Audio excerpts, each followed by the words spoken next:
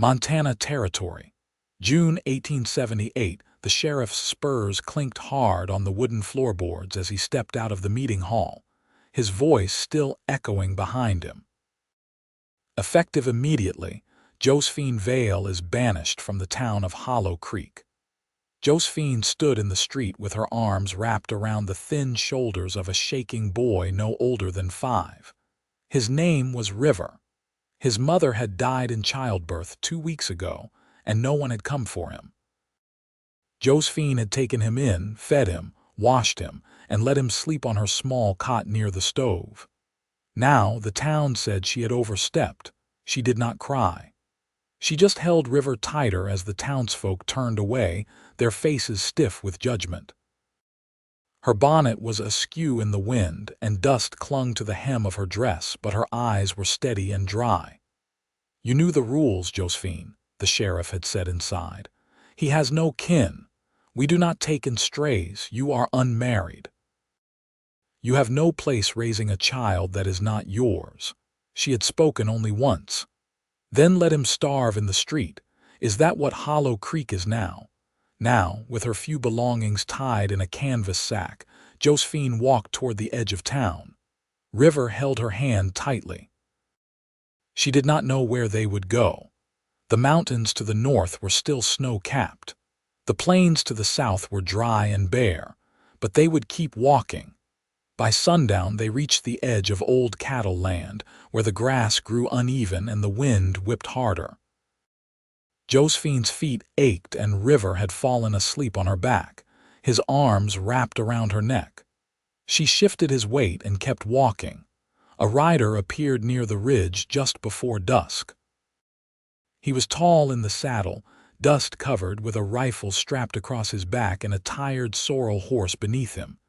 He slowed as he saw her, and when he spoke, his voice was quiet but firm.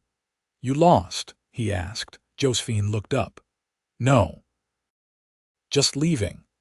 The man dismounted slowly, his boots crunching through brittle grass. He looked at River, then at her. His eyes were tired but kind. He removed his hat, revealing dark hair damp with sweat.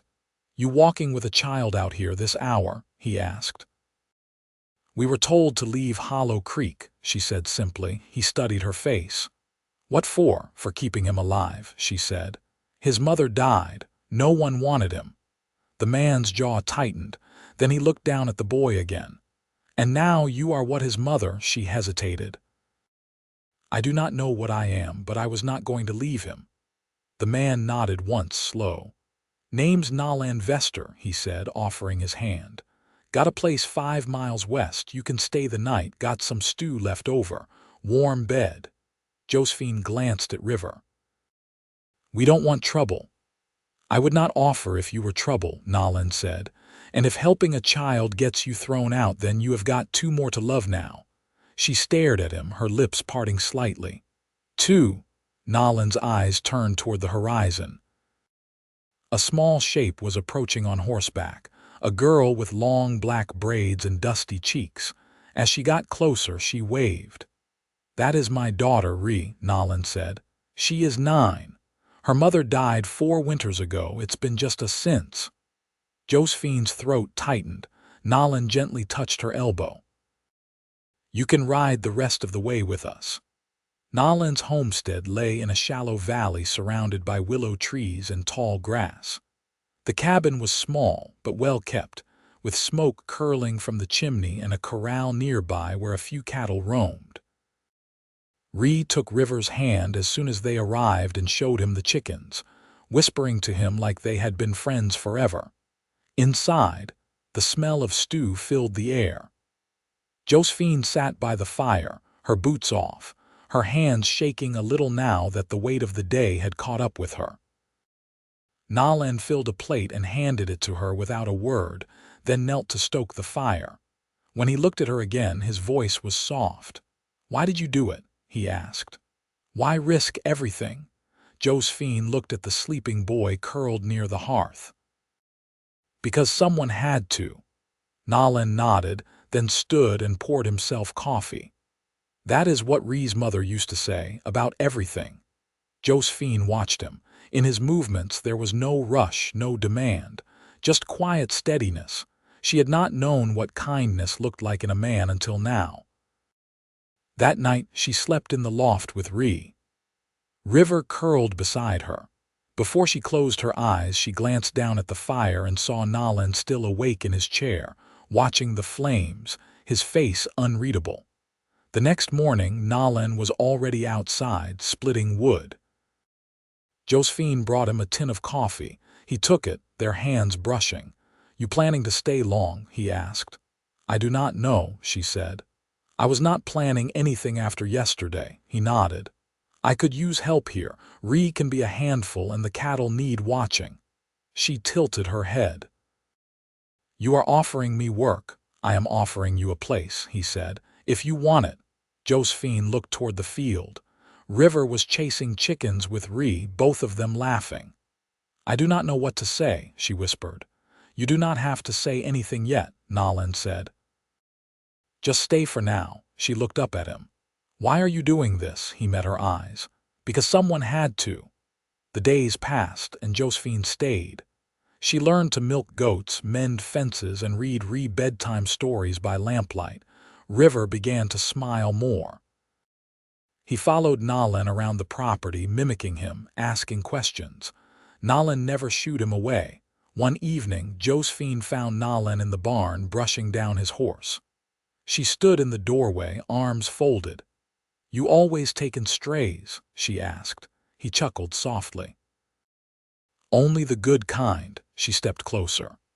"I was not looking for a man to help me." "I know," he said, "but I was not looking for a woman either, and yet here we are." He turned, their eyes meeting beneath the low rafters. "You saved that boy," he said.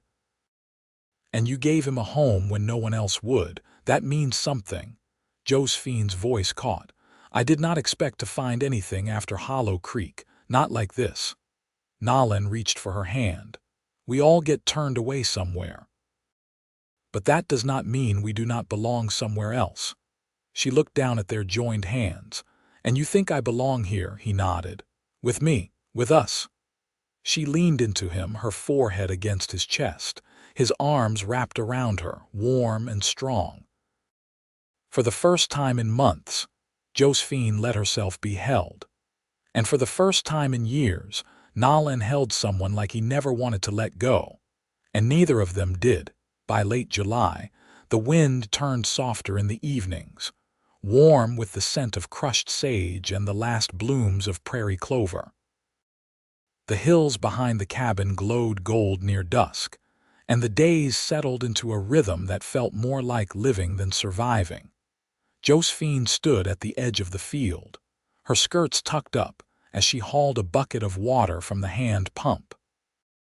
Her arms ached, but it was the honest kind of tired that came from work with purpose. Was down by the stream with River, skipping flat rocks across the water. Their laughter drifted up like bird call. Nolan was mending a fence line past the barn, his hat low against the sun, a fresh cut on his forearm where the wire had bit him earlier. She poured the water into the trough and wiped her brow with the back of her hand. When she turned, Nolan was already walking up the rise toward her, the wind tugging at the edge of his shirt where it hung loose from the waist. He stopped a few paces from her, eyes sweeping over the bucket, then the red mark on her hand where the rope had rubbed raw. "You've been pulling too fast," he said, nodding toward the pump. "The handle's stiff. Better to let it ease up slow." "I'll remember that," she replied, flexing her fingers. He reached into his pocket and held out a small tin. "Salve. Made it from rabbit brush and bear fat. Works better than anything from the store." Josephine accepted it with a quiet thanks. She opened it, sniffed the earthy scent, and rubbed some onto her hand. The sting dulled almost instantly. "You always keep it on you?" she asked. "Not always," he said.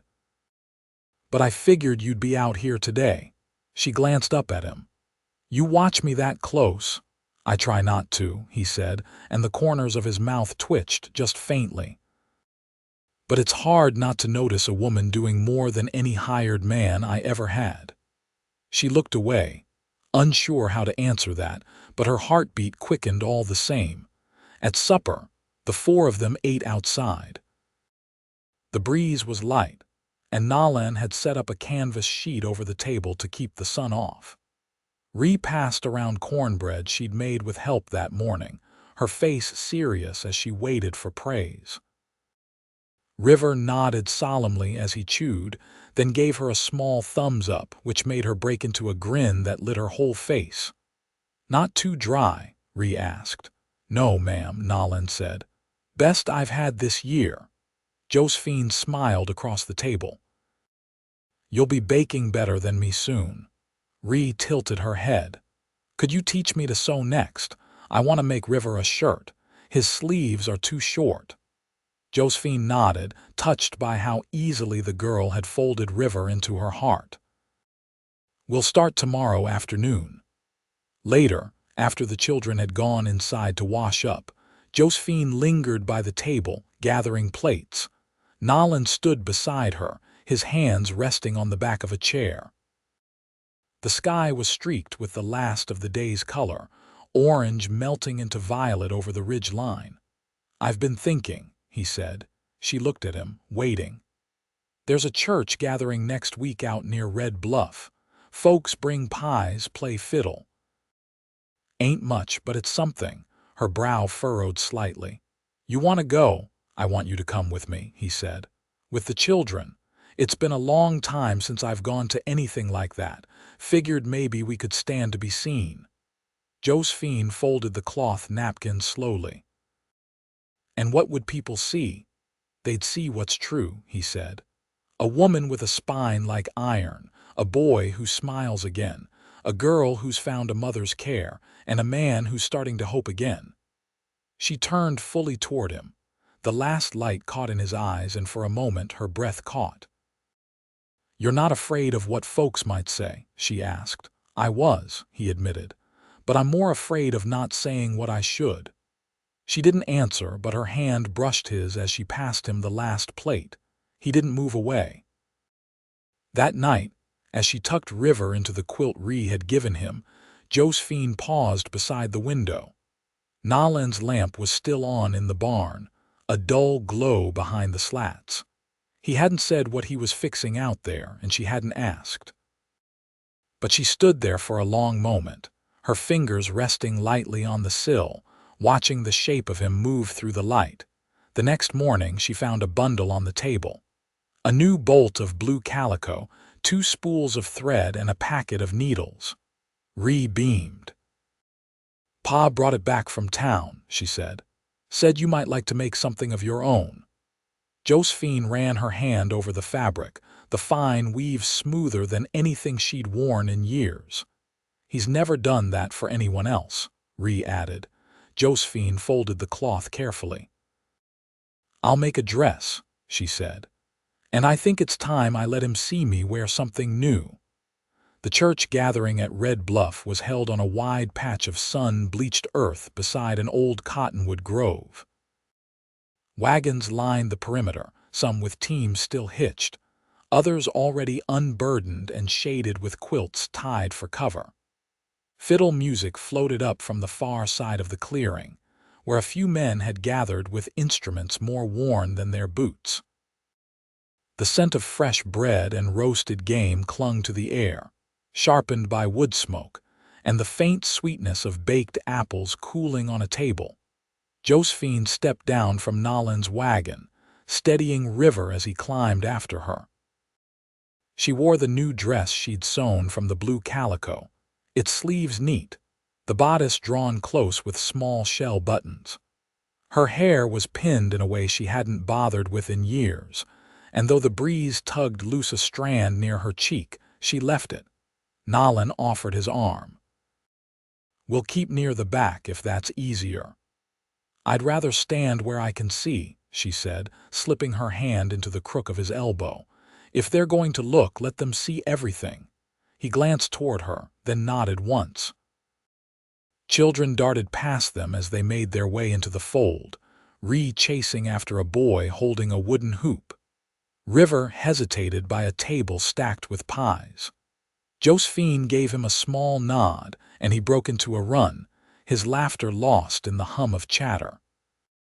An older woman with a spotted apron stepped forward, her eyes narrowing as she took in Josephine's face, then flicked to Nolan. "You're Vester," she said. "Didn't expect to see you here." Nolan didn't shift. Didn't expect to be asked. "And her?" The woman's tone wasn't cruel, just edged with curiosity. "That the one they turned out of Hollow Creek, she is," he said. "And she's with me now." The woman looked again, longer this time.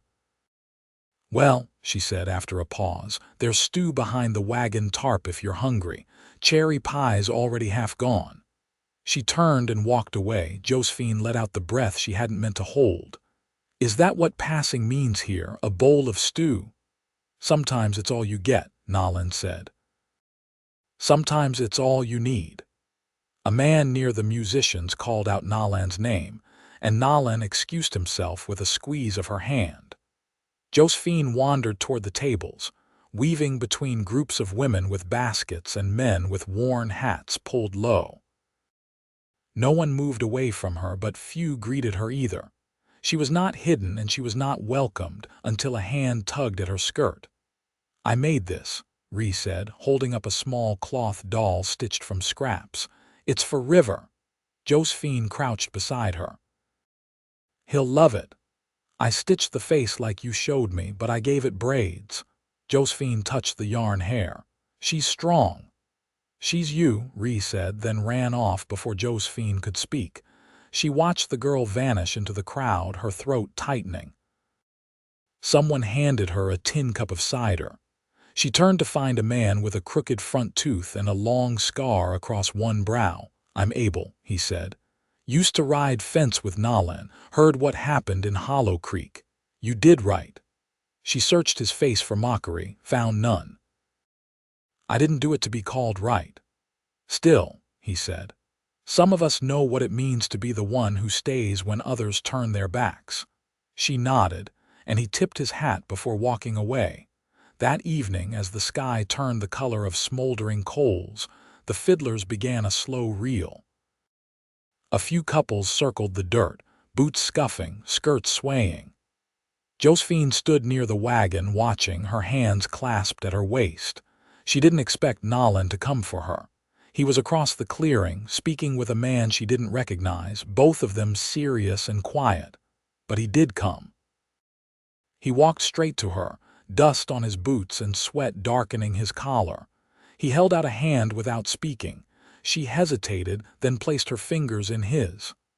"I'm no dancer," she said as he led her toward the circle. "Neither am I." "But it doesn't matter." The music was slow, the kind meant for leaning close. Nolan's hand rested lightly at her back, guiding her with care but no hesitation. Her steps faltered at first, then found a rhythm. His palm was calloused, his breath smelled faintly of cinnamon. "Ree told me you're teaching her to sew," he said. "She's quick with her hands. She's never taken to anyone like this before." Josephine glanced up. "You worried she would." "I worried I might."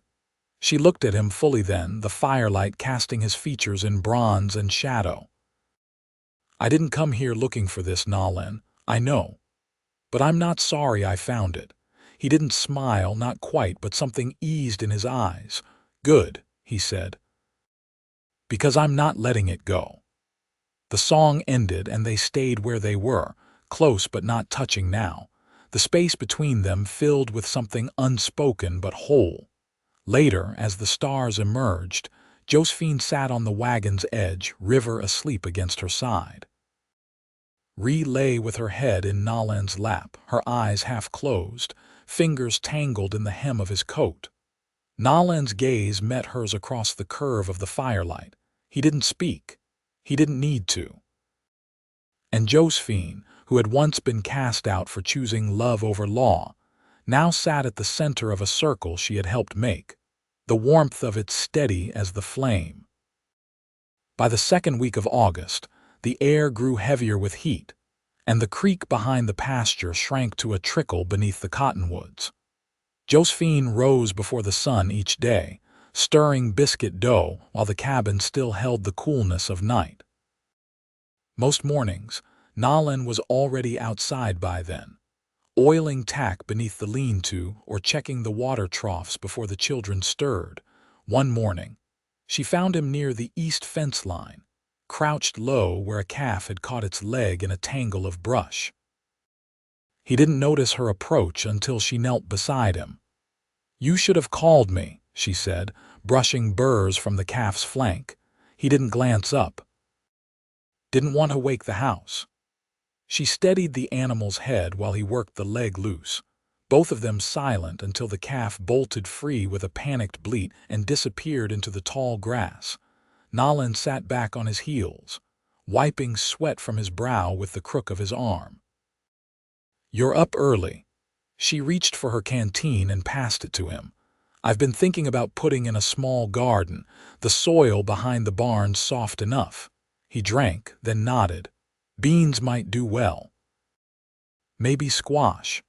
If I'm going to be here when the frost comes, I want something growing." He studied her face for a moment, then gave a short nod. "So you're staying?" She didn't answer right away.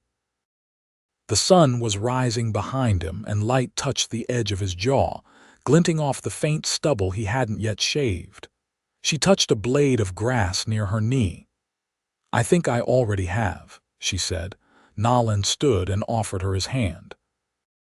When she took it, he helped her up slow, his grip firm but not rushed. She didn't let go right away. By midday, Ree and River were gathering stones near the creek bed for the garden border. Josephine knelt in the back field, turning earth with a borrowed spade. The soil was dry near the surface but damp beneath, and she worked it steady, her sleeves rolled to the elbow, nails rimmed dark with dirt. Nolan approached with a length of twine and a pair of cedar stakes. "Thought I'd help you square it off." She nodded, wiping her brow. "Can't plant rows that wander." They worked in tandem, measuring by pace, stretching the line taut from corner to corner. When they finished, she leaned on the handle of the spade and looked over the plot. "I used to watch my mother do this," she said. She always said a garden showed a person's heart. Straight rows, clean edges meant steady hands. Nolan crouched to adjust one of the stakes. "And what about crooked rows?" she said. "That meant someone tried anyway." She smiled faintly, then added, "Even if they didn't know how." That night, while the children lay in the loft reading by lantern light, Josephine sat on the porch sharpening the kitchen knife with a flat river stone. Nolan joined her, carrying a folded map and a tin of tobacco. "I've been thinking about the fall drive," he said, setting the map on the porch rail. "Cattle'll need moving south before the snow sets in." She set the stone down and looked at him. "How far?" 3 days' ride." "I'll be gone a week, maybe more," she nodded slowly. "You'll need someone here with the children." He turned toward her, his voice quieter now. "That's why I'm telling you." She didn't answer right away. A breeze moved through the dry grass and the lantern behind the window flickered. "I've never run a place alone," she said. "You won't be alone. I'll leave you the rifle, and Ree knows the routine." Josephine looked toward the barn. "You trust me with all this?" "I do." When she turned back, she saw that he meant it not because he said it, but because he had already begun to live like it. She stood, brushing her skirt lightly.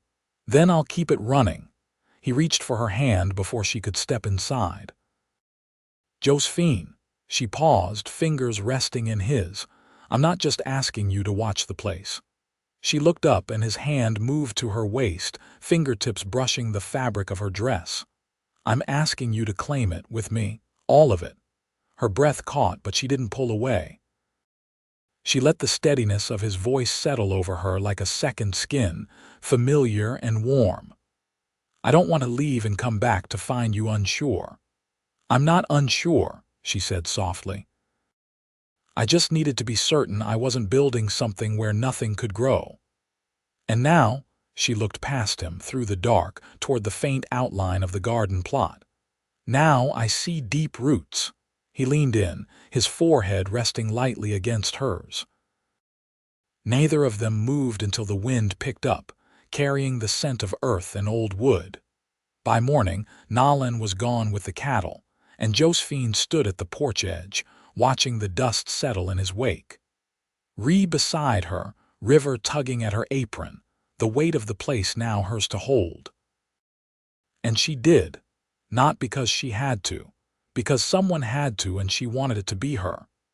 Josephine woke to the groan of the wind pressing against the cabin walls, the kind that carried dust from the far ridges. She lay still for a moment, listening for any sound from the loft.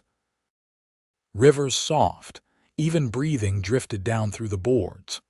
Ree had shifted in her sleep, but neither child stirred. The sky outside glowed pale with morning, though no sun had yet broken the line of the hills. She slid from the bed, drawing her shawl close, and stepped outside. A red-tailed hawk circled low above the barn, wings wide and steady. The garden rows were holding. Shoots had begun to push through the turned soil beans mostly, and one early squash curl, stubborn and green. Inside, she prepared the morning cornmeal and set a kettle over the flame. Ree came down first, rubbing her eyes, hair tangled from sleep. "There's a squirrel scratching at the roof again," she said, settling onto the bench. "I'll see to it later," Josephine replied, passing her a tin plate. "After you feed the hens." River appeared minutes later, trailing his blanket. He climbed into Josephine's lap without a word, and she let him stay, warm and quiet, while she finished her coffee. The days passed steady. Nolan's absence was marked not by worry, but by the space he left, his boots no longer beside the door, his low whistle gone from the barn, the way he leaned into the doorway come evening, hat in hand, asking what still needed doing. Josephine kept the place as he liked it, though she shifted small things. A new shelf near the cook stove, a woven rug near the bed where she sometimes sat to read when the children were asleep. Late one afternoon, while hauling feed from the shed, she found a letter tucked into the edge of the grain sack. The paper was folded tight, her name written in a hand as familiar now as her own. She read it seated on the porch, the breeze lifting the hem of her skirt as she traced each line slowly. He wrote of the river crossing, of one calf lost and another born. He spoke of dry grazing and a man he used to know who'd offered shelter one night. But it was the last part that made her press the paper to her chest. "I think of you in the quiet, when the stars are out and the fire's gone low. I think of your hands in the earth, and your voice when you say my name like it's been yours all along." She folded the letter and slipped it beneath her bodice, where it stayed. On the 7th night, thunder rolled from the mountains. Josephine brought the children inside early, bolting the shutters and checking the latch on the barn herself. Rain came hard, drumming the roof in waves, but the cabin held. She told them a story by firelight one her mother had told her once, about a woman who planted corn in dry soil and sang to it until it grew. Ree asked if it was real. Josephine only said that sometimes, believing in something was enough to make it real. The next morning, the world smelled like wet pine and clean stone. The garden rose had held through the downpour, and the squash leaf had doubled in size overnight.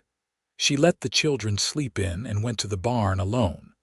The saddle Nolan used was still hung on the far wall. She ran her fingers along the worn leather, then walked the fence line, checking for damage. At the final post, she saw a rider on the rise.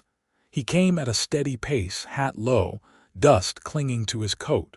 She didn't run to meet him. She waited, standing still, hands at her sides.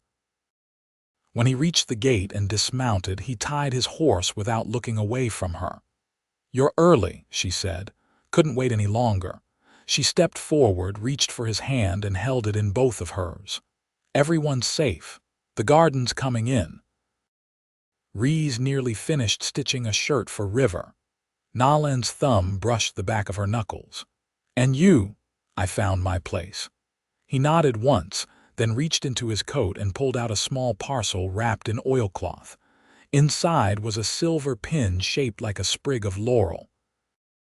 "I saw it in town," he said. "Thought maybe it'd suit the woman who keeps us all in bloom." She didn't speak. She leaned into him, arms wrapping around his waist, her cheek against his chest. He held her close, steady and quiet. That night, after the children were asleep, Nolan sat beside her on the porch, their knees touching beneath the quilt he'd brought out. He took her hand, turning it palm up.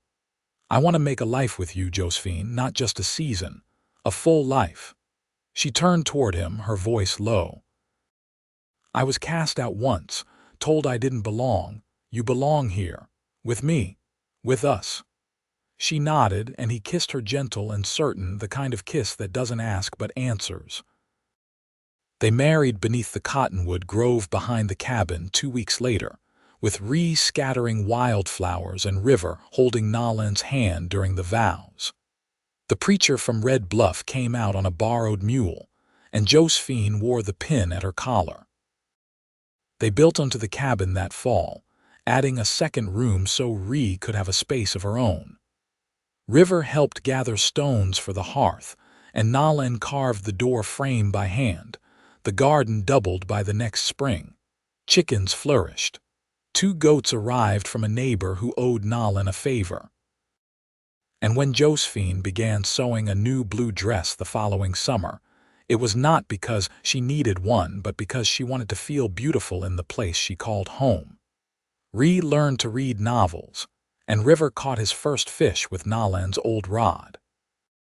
They grew tall and sure beneath the care of 2 people who had once been cast aside and now stood rooted in the life they had made. Josephine never missed Hollow Creek. Not once. She had everything she needed where the land met the sky, where the garden grew straight and strong, and where love had come not all at once, but slowly, like the first green shoot in spring. And it stayed, season after season, unshaken.